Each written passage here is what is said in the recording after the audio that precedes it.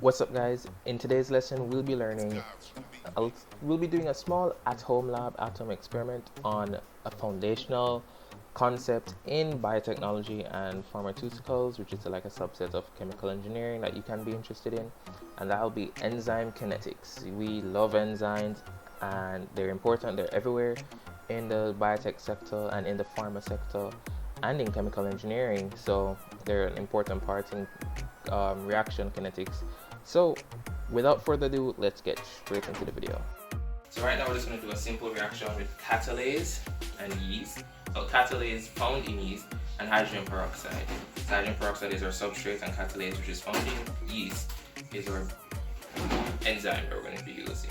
So essentially, what you're going to do is you're going to take 1 teaspoon of dish soap and add it to 4 cups of just 4 random plastic cups, right? So all I'm doing is adding 1 teaspoon of dish soap to each of these. Nothing fancy, you know what I'm saying? So 1 teaspoon. Yeah, it's kind of boring. Oh, look. But it's important. So all I've done is add 1 teaspoon of dish soap to all of these. Next, what you're going to want is 1 cup of warm water with dry yeast in it.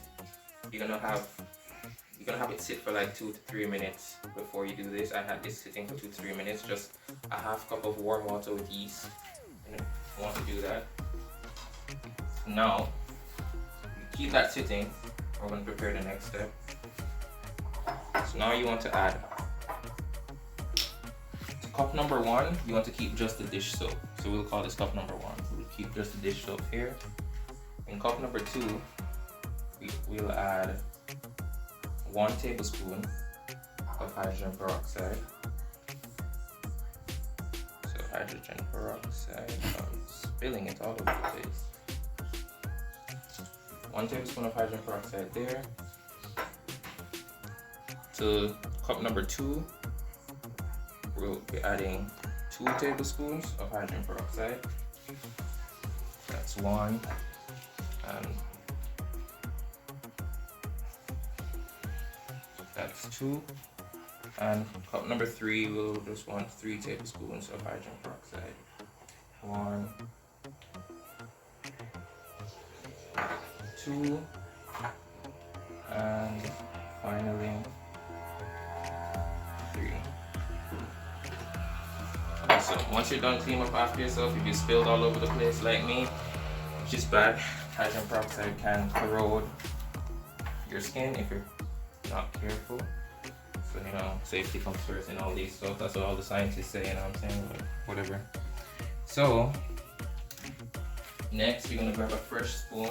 So just wash off the same tablespoon you were using before. And you're going to want to get your yeast solution, right?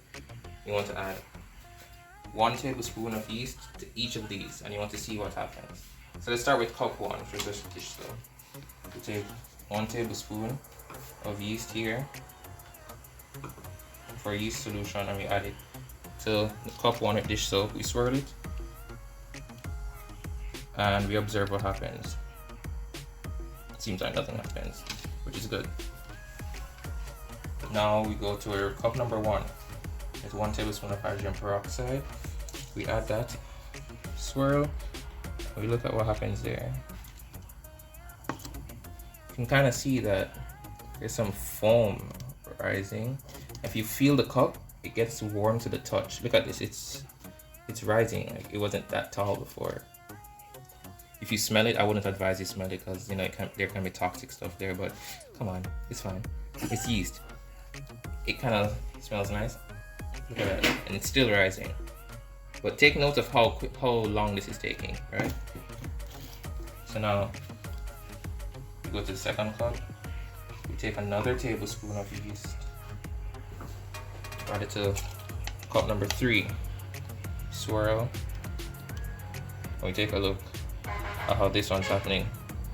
Look at how quickly this one already reached to the top. Like, look at that. That one's rising really, really quickly. It's almost at the top already. Oh wow, it's playing out. Look at this. This one's gonna actually overflow. And if you feel the cup, if you do this at home with us, if you feel the cup, it's really warm. It gets really warm super quickly. And look at that. It's actually, that's kind of crazy. And now to the final cup, we add 1 more tablespoon. And now, I guess you can guess what's gonna happen here. We swirl. This one isn't much of a good comparison because this cup is larger. But even if this cup being larger, look how quickly it reached to the top, and it's already going to start overflowing before all these other smaller cups.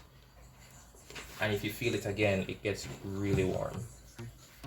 So at the end of all of this is just showing like a very basic oh, look at this. This is really cool. Oh, that looks sick. You guys need to try this at home, man. Like, you absolutely need to try this. But yeah, so as I'm saying, what's happening here is that yeast contains an enzyme called catalase, and hydrogen peroxide is easily decomposed into oxygen and water vapor, or just water really, yeah, just water by itself, when catalase acts on it. So there's hydrogen peroxide is not a protein, but you have the molecule peroxide, the enzyme catalase, they bind, and once they separate, hydrogen peroxide is broken up into water and oxygen. And that oxygen gas, that's what's released, and that gas is what's bubbling in the solution and forming all this foam, all these bubbles. Look at that, that looks really cool. This is a very nice end picture. So we see that cup 1, which only had 1 tablespoon of peroxide. Cup 1 only had 1 tablespoon, did not even go to the top, and it took kind of long to get there. Cup 2 with 2 tablespoons of peroxide reached to the top, and it was a bit faster. But cup 3 like completely destroyed the competition. Look at that, that's crazy. So essentially what we've done, we've increased the substrate concentration. Our substrate is hydrogen peroxide because that's what's binding to our enzyme catalase from the yeast. So once we increase how much substrate there is, the reaction will proceed quicker because there's more substrate to be done, right? And because there's more substrate to bind to, the reaction goes much quicker. And because of that, as you can see, like, it went quicker and there's more stuff produced. But this normally happens up to a point, because if you realize we only added 1 tablespoon of yeast to each of these things, so the amount of enzyme we have stays constant. So if we kept adding more peroxide but kept the amount of yeast we had that could bind to it the same, up to a point, it doesn't matter how much peroxide we add, the speed at which it will occur will stay constant at this maximum point because there's no more enzyme to bind to that substrate.